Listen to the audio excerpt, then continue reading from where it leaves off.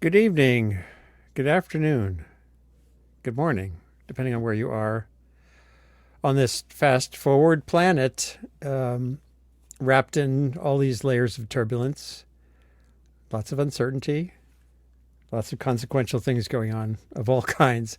And I try on Sundays on this Sunday sanity variant on what I call sustain what to pull back from the headlines just a little bit and skip the dueling pundits and talk to people who are creatively making their way through their lives, engaging and sharing with others. And two of them are scheduled to be on the show today. And with me right now is my friend Andrei Codrescu, the poet and provocateur and creative soul on all cylinders.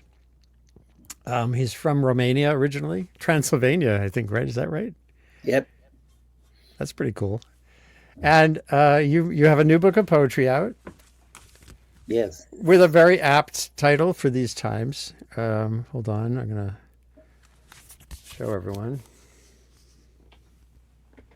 how to live under fascism. So maybe you could explain a little bit why you are the kind of person who could write poetry that's sort of a recipe for how to live under fascism. Well, I was born under an authoritarian regime, a communist regime in Romania. Our dictator was Nicolae Ceaușescu. In 1989, he was found by justice and executed. And I came to the United States in the late 60s and found a wonderfully troubled country then, but a lot less threatened than it seems to be now. And uh, I've found a kind of freedom of expression. I mean, I was maybe too loud when I came here because I couldn't speak in Romania. We were all whispering, it was a world where everything was done in whispers. Yeah. And then I came here and, I said whatever I had to say, but now then the time got darker again, and the war in Ukraine started to threaten Romania, which is in the neighborhood, and Putin seemed to exemplify the ultimate dictator and walking on the footsteps of Stalin. And I became very engaged again in the politics. And then this country has seen a tremendous change. So I feel like it's time to recall my youth and childhood and all the feelings I had then, and it is time again to think about what it's like to live under a regime of that kind. Absolutely. So John McEuen is in the studio here. John, Yes, sir. how are you? I'm good. I'm sorry I'm late. That's okay. I It is a couldn't. Sunday, Yeah. I. and Oh. that's okay.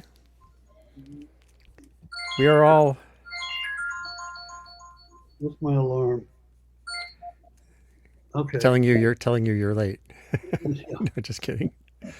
Well, John McEuen, it's a pleasure. I met you briefly, I think, at the Town Crier in Beacon, New York, years ago, but you wouldn't have remembered.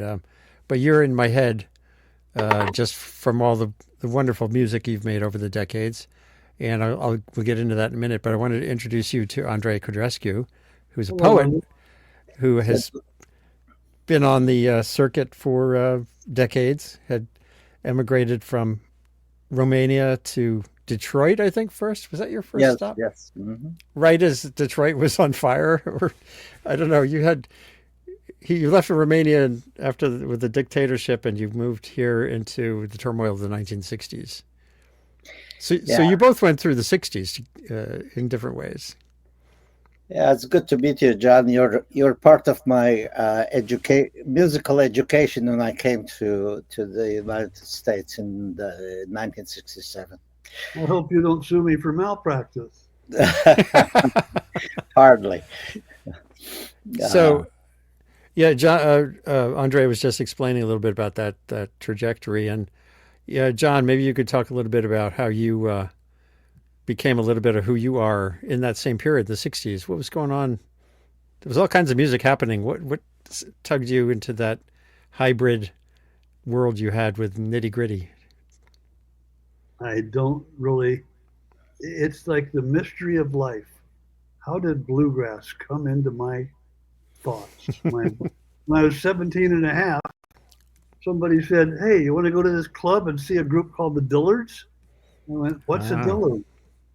I didn't know, and I went and saw the bluegrass group, the Dillards, who were the Darlin family on the Andy Griffith Show, and they were on fire. The combination of Flatt and Scruggs and the Smothers Brothers all at once. And the banjo picker was Doug Dillard, and he was hot. And today is Rodney Dillard's birthday.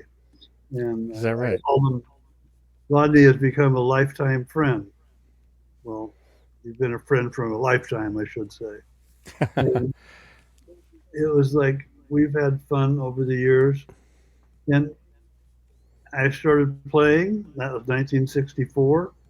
And in 1966, I got in the group that Les Thompson, who I still work with, he was playing bass and stuff. Well, he wasn't then, but he called me up and said, "Hey, you want to come join the guys at the music store? We're putting a group together." I went, "Sure." And that was the Nitty Gritty Dirt Band, and it lasted for me for 50 years. At the end of the 50th year tour, I said, "Enough." And I stepped off the bus, told them to have fun. That's And very cool. anyway, and they hired three other guys to replace me, and I thought that was cute. And I didn't He realize didn't until I. replace me, Oh, but I sorry. mean, pardon? No, I didn't mean to interrupt you. I'm going to ask you a question in a second. Go ahead. Well, I didn't realize Jackson Brown was in the Nitty Gritty Dirt Band at that very early moment. Is that He, right? did, he didn't either. You didn't See, realize. that's a strange story. That Jackson Brown played 5 shows, 5 performances with the Nitty Gritty Dirt Band over a few months because the band wasn't together yet, and he needed some players to back him up his songs. So he had the guys in the band back him up on a few songs, and nobody knew anything. Les was 16 then, and Wow. the oldest one was 18. And Amazing. and Jackson played 5 shows. He never got a paycheck from the band. He wasn't in publicity shots. He doesn't mention it in his bio, and he's never recorded with us. And Okay. I think that's all pretty interesting. But Jackson's a friend, and he's a great guy. And he sang with me a couple times.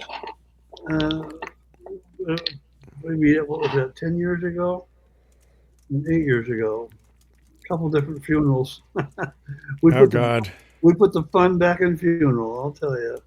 And it was Oh geez. so after Jackson had some hit records, after Doctor My Eyes came out, 2 of the guys started saying, "He used to be in our band." You know what that could be like. And Right. oh yeah, John replaced him. I didn't know that I replaced him. I didn't replace him. Anyway, so that Wow. was a constant bone of contention. And I didn't think it was fair to say Jackson used to be in the Dirt Band because he asked Les, the guy that asked me to join the group, he asked Les once about 8 years ago, 5 years ago, at a performance. Jackson was backstage with Les, and he said, "Les, let me ask you something, Les. I wasn't in the Dirt Band, was I?" So how did?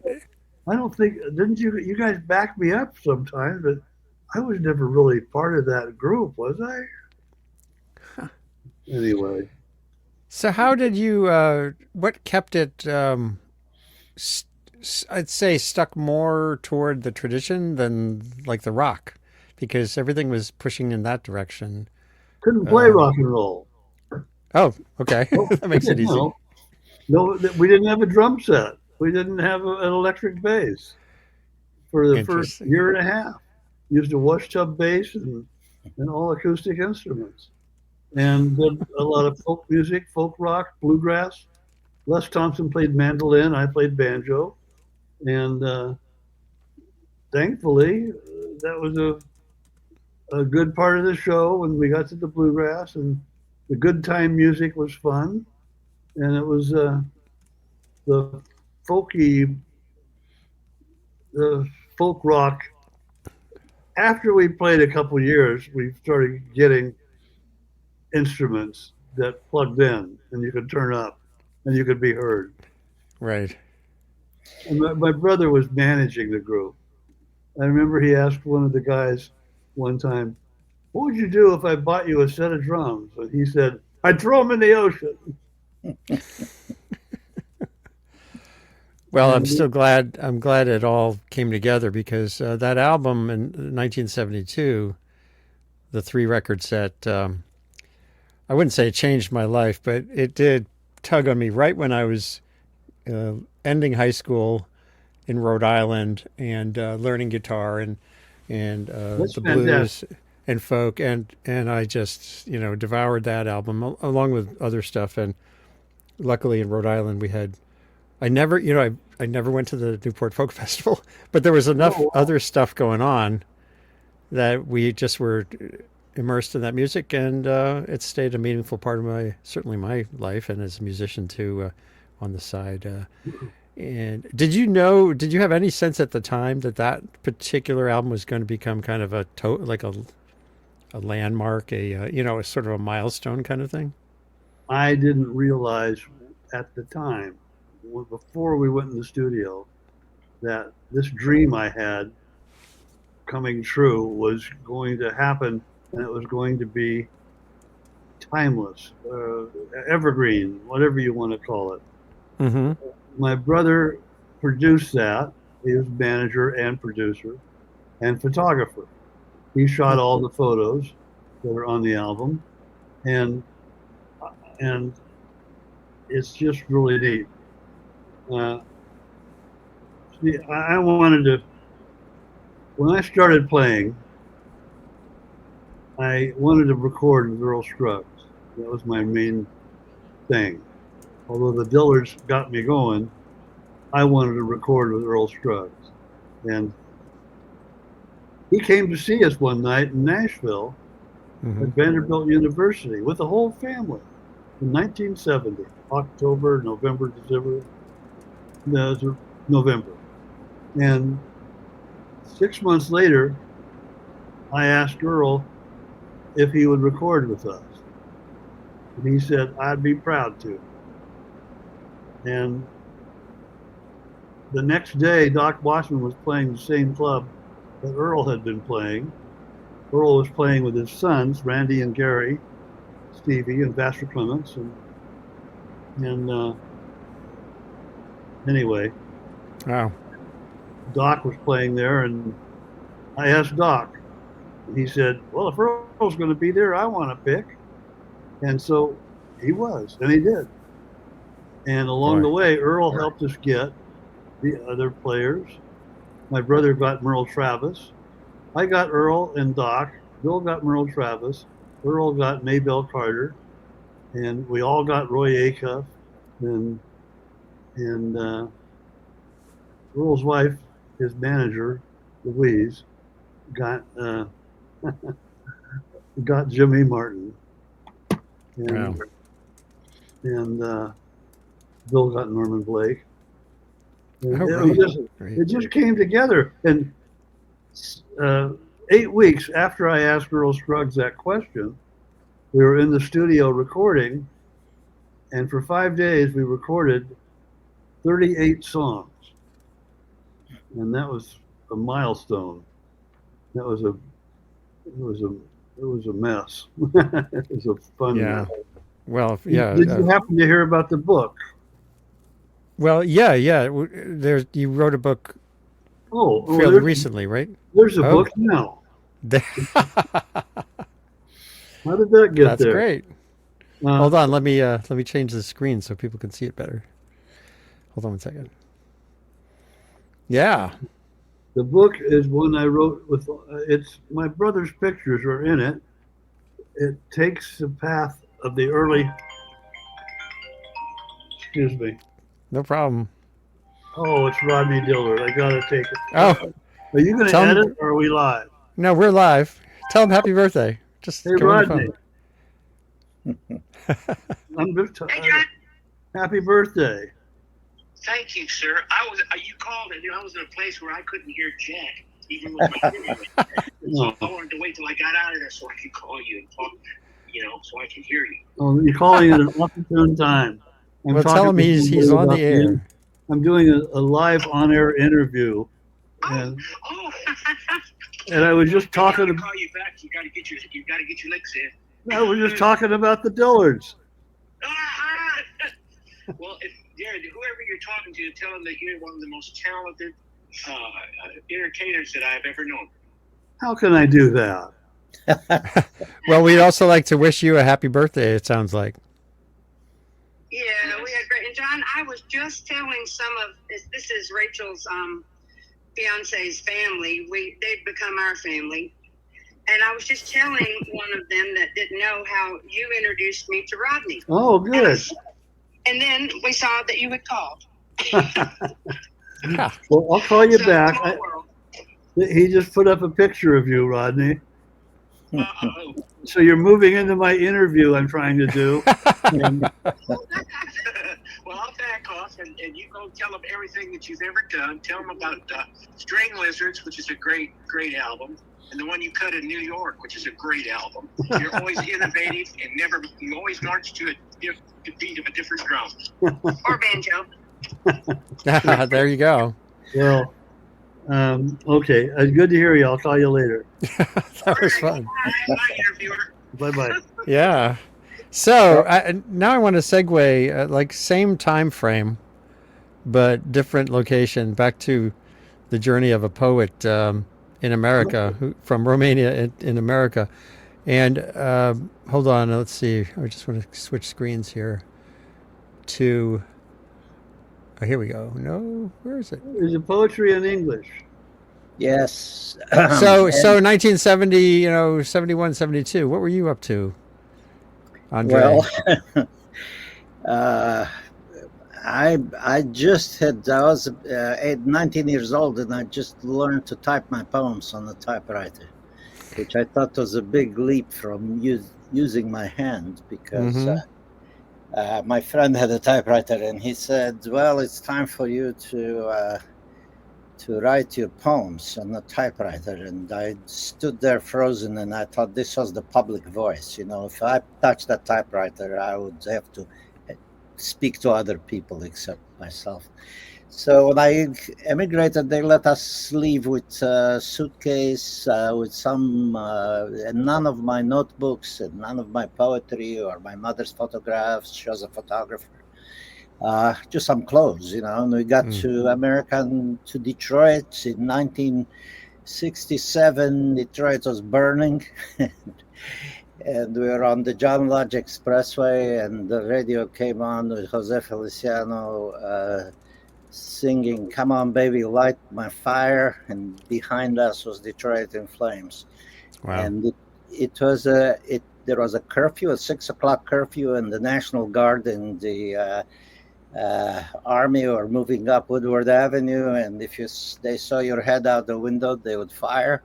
So I came from a nice little peaceful communist country to Detroit, Michigan in 1967. So it made you feel right at home in a way. Which was very exciting, actually, because, I was 19 years old and I thought things were happening. So Wow. I thought this was a good time. And, I went to John Sinclair's writers and jazz workshop in Detroit, and I learned about some of the American poets, and I listened to some of the music, but it was still a black and white world, you know. And then in about at the end of '67, it turned into color. It's suddenly the black and white sign over the artist workshop read, "Come on, people, now love one another right now," and everything turned into color psychedelia as the kids from Detroit suburbs started to pour into downtown Detroit. And so I had not only my life changed from black and white and whisper to color and loudness, you know, shouting things, but I was learning everything. And I learned too that people are quite generous, because I didn't have any money, or, you know, I was crashing at people's houses. And then I thought, well, where were all the poets? And all the poets were in New York. So I moved to the Lower East Side in 1967. And did you ever know David Amram? yes, I know David. I love David. And I went to all his birthday parties. You know, he has these tremendous birthday parties every He's every on year. one of my albums. I used him on Steve Martin's album, The Crow, that I produced 12 years ago.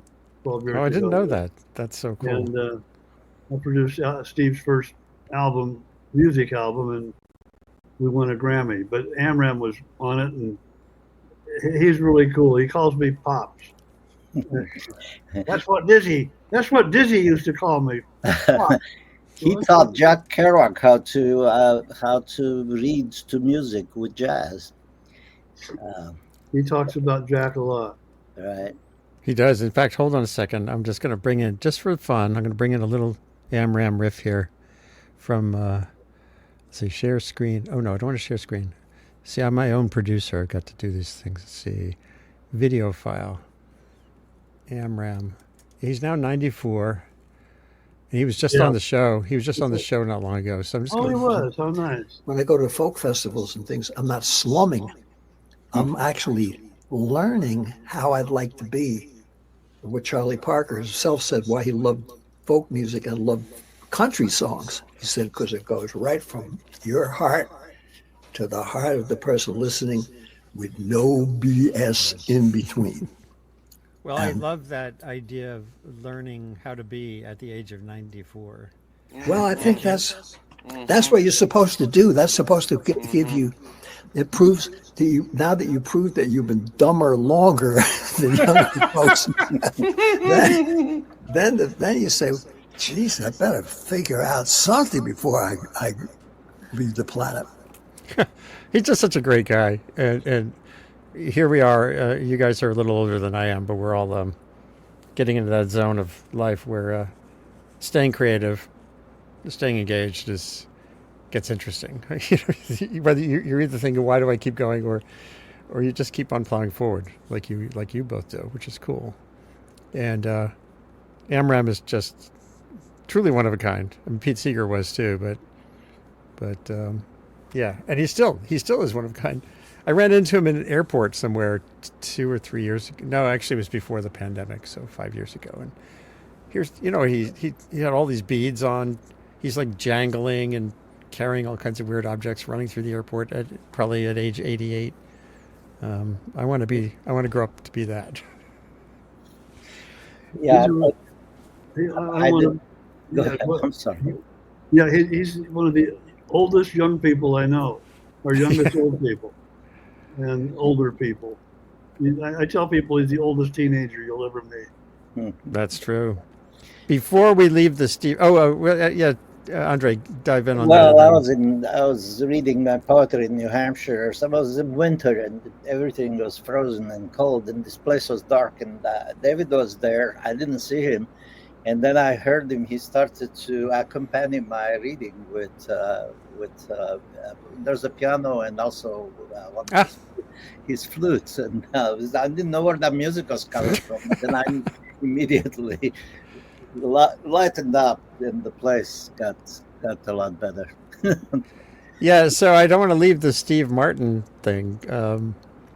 So when you were in high school, John, he was also, and you both applied for some job at Disneyland, and that's how you met. And then At 16 you, years old, we were both trying to get a job at the magic shop in Disneyland, and that's we so succeeded. nuts. I celebrated by having a tuna sandwich in Tomorrowland. That was my prize, and we worked there for 3 years. Music wasn't part of our life yet, and it was about a year and a half into that the banjo came along. That I went to see the Village, and then I went to my senior year of high school, and then that's where I got to know Steve. And Yeah. you got that screwed up. Well, you ended up on the Tonight Show when he was guest hosting at a certain point. Was this after Will the Circle Be Unbroken had already come out? Do you recall offhand? Yeah. Let me just play it for a second. Go ahead. It's pretty funny. And he's a close personal friend of mine, but there's some information on here. They'll be appearing, they're the first of all, the Nitty Gritty Dirt Band is the first American rock group ever to tour Russia. And on February 27th, a week from tonight, on Monday, the Nitty Gritty Dirt Band will be appearing at the Dorothy Chandler Pavilion in LA. They're going to be recording a live album there, and I'm going to play down there a couple of songs with them. I'd like to introduce John McEuen, Nitty Gritty Dirt.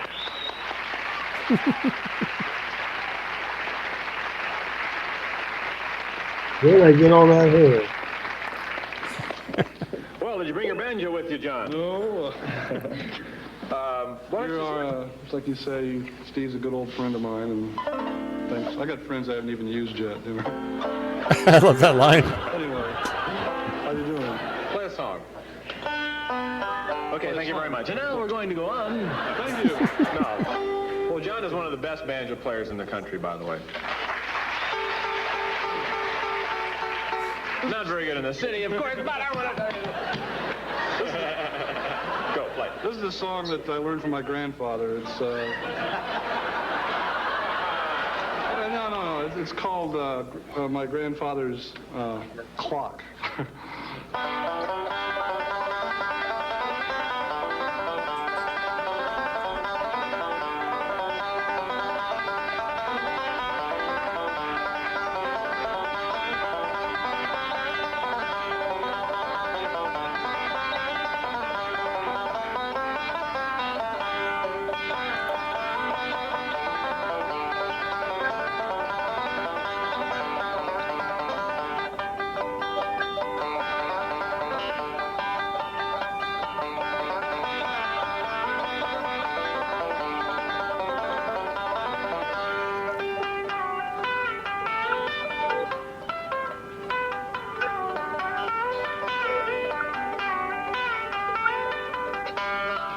Yeah. Unbelievable.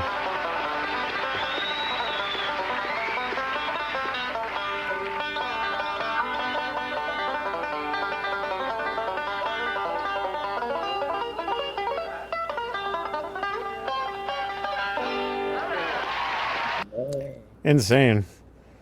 I tell you, that's really something. So, and you and he again are still in touch, and he's actually become really significant player in the in the genre. Now he's a touring. Is it because now he can enjoy more time to do his banjo playing? I know. I mean, he was doing it all along, but now he seems to really be out there with some really leading ensembles and stuff. He uses the banjo quite well, and the way I would hope he would. He tours a lot with a group called it's Allison, not Allison Brown.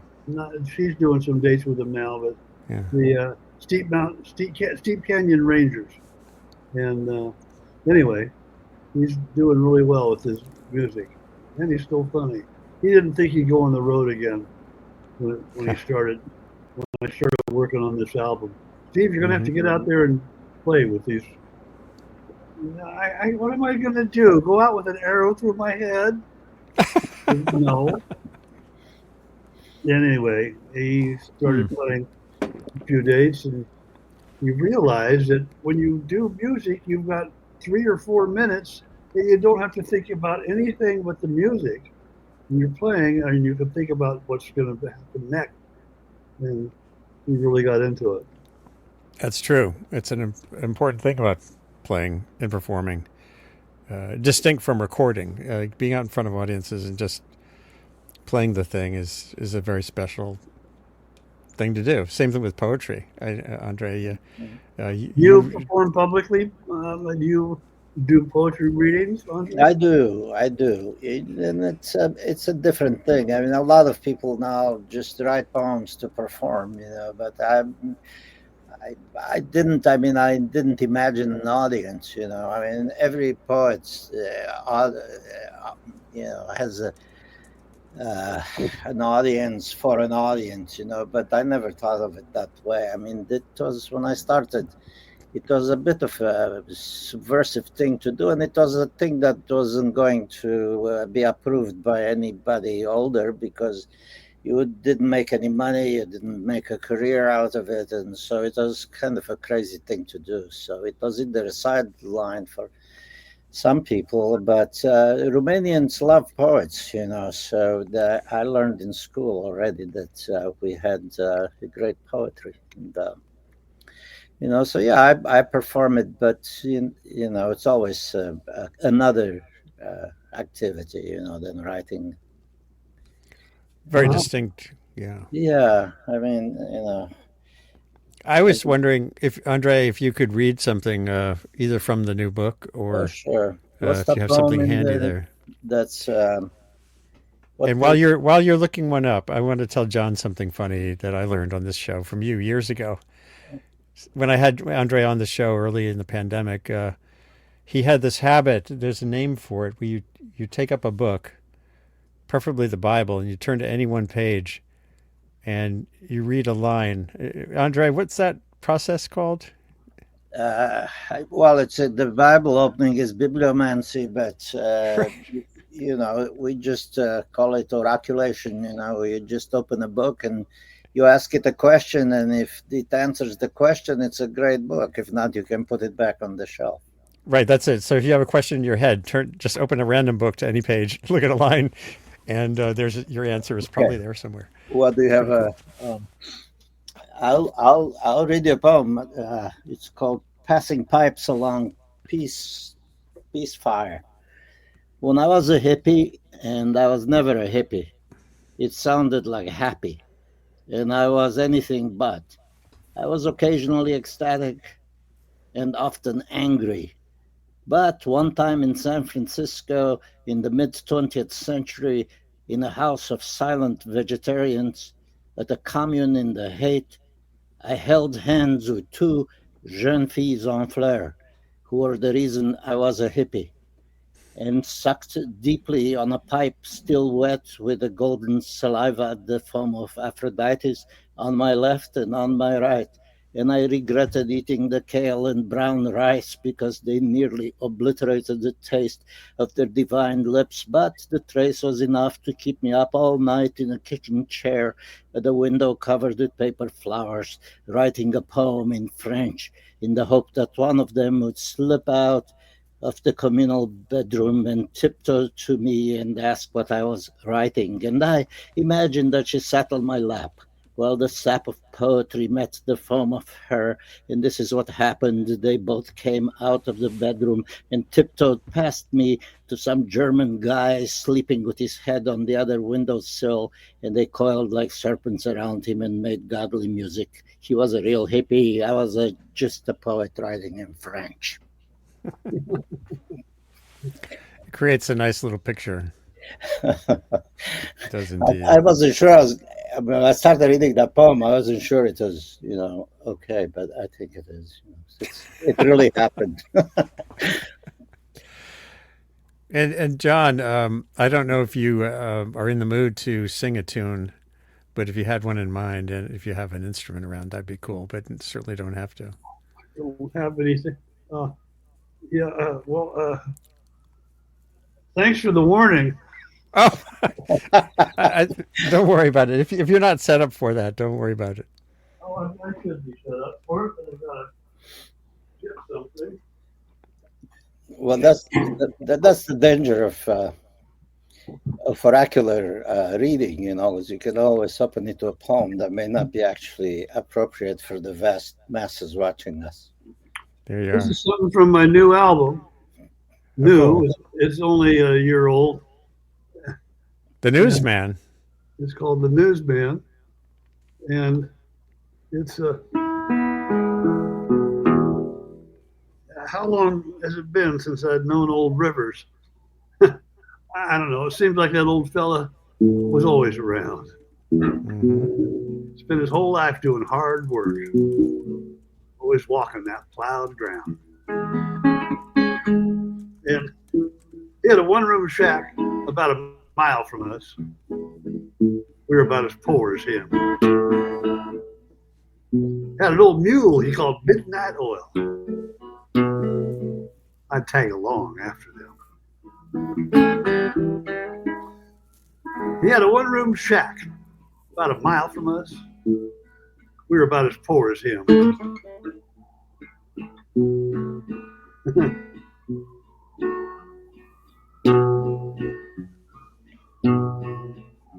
Yeah. He'd plow his rows straight and deep. I'd follow along there behind, busting up those dirt clods with my own two bare feet. Yeah, Old Rivers was a friend of mine. Well, the sun would get hot, and that mule would work. Old Rivers would finally say, "Whoa." He'd lean back on his plow and talk about there was this place he was going to go. He'd say, "One of these days I'm going to climb that mountain, walk up there among the clouds. Yeah, where the corn is growing and the cotton is high. And there ain't no fields to plow."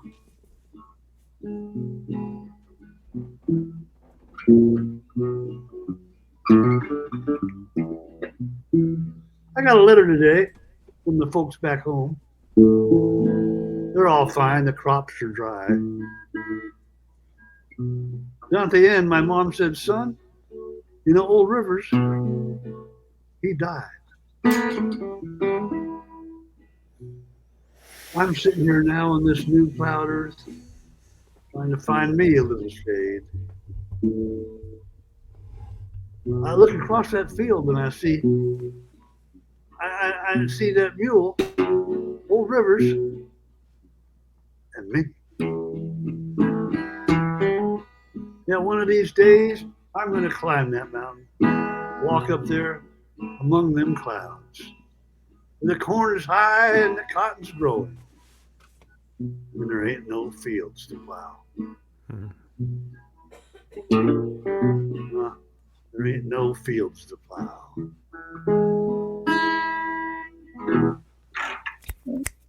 Anyway, That's beautiful. that's It's a really cool song. it's really weird. This album is all stories, all talking stories with different types of my music behind each cut, and some of it is, well, it's just you have to hear it. No, I plan on it right now. I had not heard about the release of the album. That's really, really beautiful. You remind me a little bit of, sorry, Vince Bell. He's a Texas-born songwriter who now lives in Santa Fe.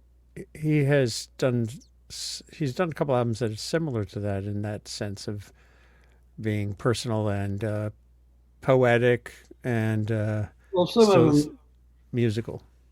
some of the tunes are poetic, but they're like, did you ever sit straight up in bed with something circling around your head? It's what it is as it whizzes by, and it's just one pesky little fly. Shake your head, twitch your nose, settle down to sweet repose. Then when you're just about to doze, fly trouble. Buzz, buzz, buzz goes that busy little fly. Buzz, buzz, buzz, he's taking off and high. So you roll a paper nice and tight. Wait around for him to light. But there's a fly that's living right. Buzz, buzz, buzz. Anyway, Great. that's a Hank Williams piece from Luke the Drifter, when Hank called himself Luke the Drifter and did Talking Blues. That was a Hank Williams tune, that one? Yep. He didn't write it, but he performed it and recorded it. Hold on, I gotta do a song for you very quickly. Hold on.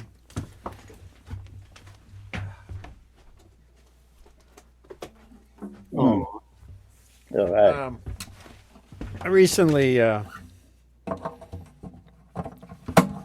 we all have issues with like too many things to do, even at our age. So I wrote a song called. I think it gets worse sometimes. Yeah. Oh yeah. Hopefully you can hear the guitar and stuff. This is called Nibbling Ducks. You just brought it to mind because of the flies. I tend to stay calm in a raging storm. I keep my cool when it gets too warm. I hold my tongue when others fight. Just one thing keeps me up at night. Those pesky chores piling up make my brain explode. Feels like a flock of hungry ducks nibbling on my toes. Those nibbling ducks, bills unpaid, nibbling ducks, bed unmade, nibbling ducks, taxes due, nibbling ducks make a fool out of you. Kitchen sink goes drip, drip, drip. Favorite sweater's got a brand new rip. Left front tire has a hissy leak. Old back door goes squeak, squeak, squeak. Those pesky chores piling up make my brain explode. Feels like a flock of hungry ducks nibbling on my nose. Those nibbling ducks, bills unpaid, nibbling ducks, bed unmade, nibbling ducks, taxes due, nibbling ducks make a fool out of you.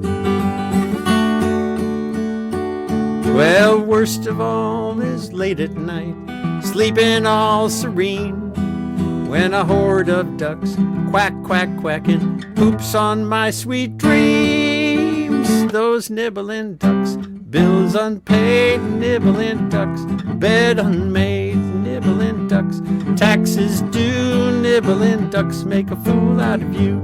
Nibbling ducks, nibbling ducks, nibbling ducks make a fool out of you. There you go. Yeah. Now I gotta add the flies. I got something for you that's, about floating on the Buffalo River in a canoe, and it's the last time I remember, having a peaceful time, so I thought, it's called The Dog Days of Summer, and it's short. We lay down on the bottom of the canoe, stupefied by eternity. We forgot the towers, anthrax, the neutron bomb. You were a data entry. Grant no more, and I no data bouncer. The dragonflies mating on your back flashed iridescent blue with the current. I was a young fool. You're a young fool too. Is there some kind of feedback? I could hear it. John, could you not hear it? No, I could hear it. You've got. There you go. That got rid of it. Oh, was there a Big delay. Okay, good. Back onto the headphones. Yeah. All the lessons we learned in the COVID time. And now we have Trump time. There's always some time. Well, this has been fun. We could go a little longer, but I think, supper is calling. You know what? What's calling? I have to cook some lobsters, actually. We live in Maine, and oh man! And the price came down finally because lobstermen don't go fishing as much in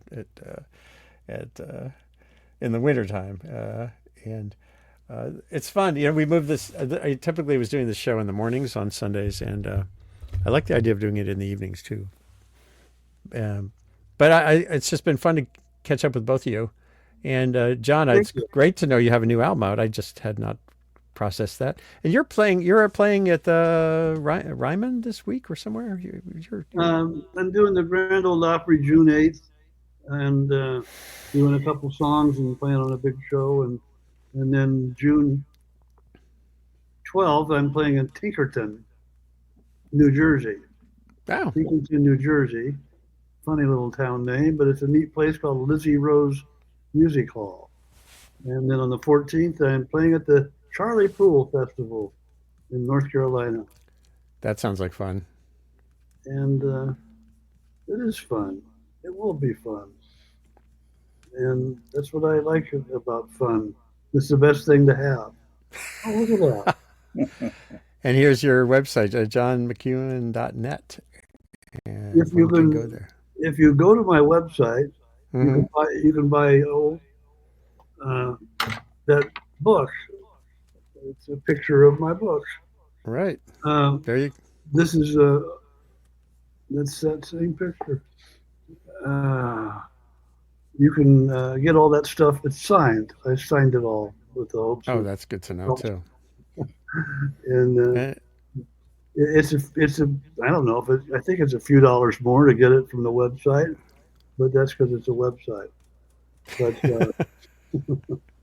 and that's the album. It's great. With the Nitty Gritty Dirt Band, that's the Circle album there. And fantastic. That was, out of the 40 albums we made, that one's a standout for sure. I would agree. But now your new stuff on your own, I've got to catch up with. So that's my vow. I appreciate that. I hope you do it. And if you get it, listen to The Cremation of Sam McGee. It's one of my best pieces of work. I will right away. That title is certainly intriguing right away too. What drives you to keep writing new songs, John? Well, I got to do something. I can't say, hey, I can't say to my wife, you want to hear the song about the dead dog again? It's like Mr. Bojangles is 50 years old, and it's like, oh right. Man, it just fleets by, doesn't it? I think it's like it's something I can do, so I need to do it. And great, it's fun to do, especially when you find there's a new song, a new piece of music that reaches people. Yep, and here's one of your fans is saying right now, Lindsay Sandham says, "I love the cremation of Sam McGee." I hope the message just came in. I would bet she does. Well, that's an example of a piece that was written in 1906, I believe, that has been around a long time. My sister used to read it to me when I was in 5th and 6th grade, and I had to dedicate this one to her.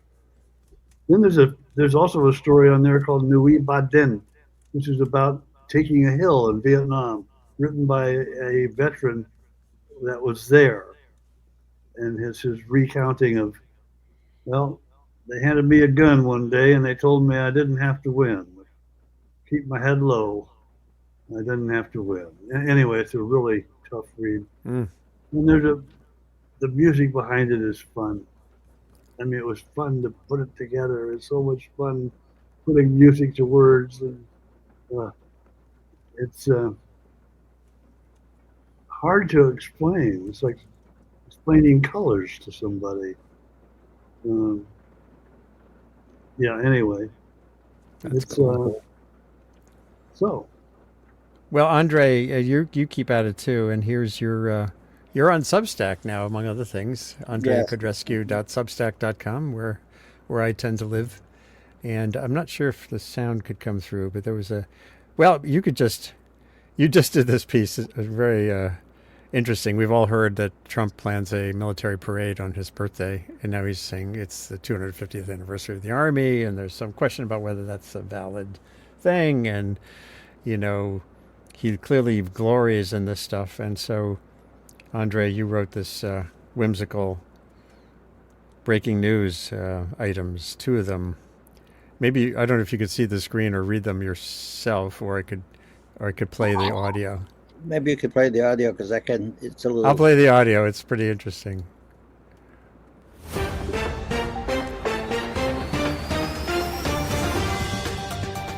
Breaking news. A massive military parade planned in Washington next month will cost an estimated $25 million to $45 million and will involve dozens of warplanes, hundreds of army vehicles, and thousands of soldiers from across the country. It will be held June 29th, the day of President Trump's 79th birthday. The Washington Post, May 15, 2025. Newer breaking news. The Arlington Cemetery Office announced a massive counter-parade of military ghosts killed in World War II, Vietnam, and Iraq. This will involve thousands of uniformed corpses, downed jets with pilots still in them, burning tanks, and untold mobs of enemy soldiers and civilian casualties holding signs in dead languages. This counter-parade will use its supernatural status to shadow the live soldiers, new jets, and army vehicles in the planned parade on June 29th. Arlington News, May 16, 2025. Advice to the Commander-in-Chief from... Wow. So, but, it was June 14th. I think there was I read that somewhere, and, there was a little mistake there. So June 14th is the planned parade. But, I want to close with some good news. There was good news from Romania that there are 2 candidates. One was a fascist, and and the other was a pro-European, pro-NATO, anti-Russian guy with progressive ideas, and he won. His name is Dan Nicolae, and that is really a cause for celebration. And at least in Romania and maybe in Poland, we'll see some progress in this darkening world. And maybe in the USA eventually. Oh, I hope so. It was great. Yeah. Thank you both for being here today. This is Sunday Sanity, evening edition, the first evening edition of Sunday Sanity. And John McEuen and Andre Codrescu are finding hope and fun and creativity amidst all the changes we face, drawing on tradition and drawing on just their hearts and their skills. Great to have you both together and great to introduce you. And it's really fun to have the cross-fertilization of our mutual friend, David Amram, who's... Oh, like I said to my mom, thanks for having me. On that note, have a good night. Yes. The lobsters are calling. Thank you. Oh, man. I wish. Sorry. Come on anytime. Come and play. Come and get a gig up here in Maine, in Bangor. We can... We'll bring you out to the shore and have a feast. All right. Take care. All right. Take care, both of you. Bye. Thank you. All right. We are